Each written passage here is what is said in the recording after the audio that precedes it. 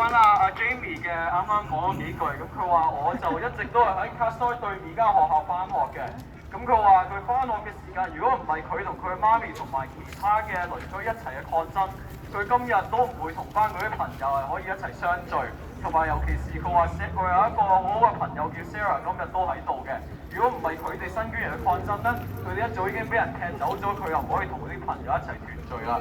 咁所以佢話依家好多嘅長者同埋佢哋低收入嘅家庭，好多時候每年都有一個咁嘅租金嘅上升，佢搞到佢即係佢同佢屋企人都非常煩惱，因為佢哋好多屋企人係俾唔起呢啲咁嘅租金上升嘅。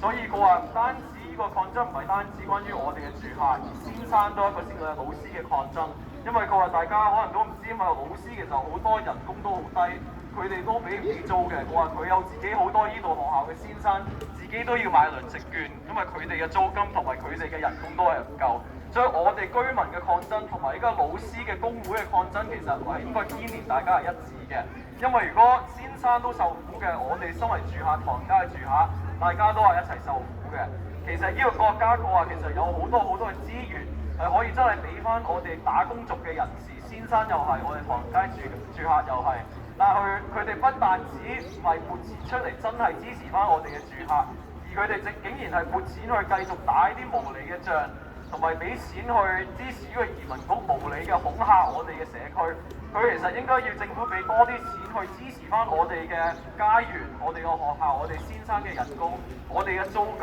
支持翻我哋打工族嘅人。咁有一個非常重要嘅日子，佢就引述一個以前好重要嘅黑人嘅抗爭領袖 Frederick Douglass 就話：沒有抗爭，我哋係冇一個嘅進步嘅，我哋一個社會。所以我哋今日嘅抗爭唔係淨係為咗我哋一個住客或者一個民族嘅抗爭，我哋唔同民族、唔同背景嘅住客團結一齊，佢話其實我哋全部都要求低啲嘅租，同埋要多啲嘅廉價房，大家都係一致嘅共同嘅目標。佢哋呢啲官員要聽到，同埋要聆聽我哋嘅抗爭同訴求。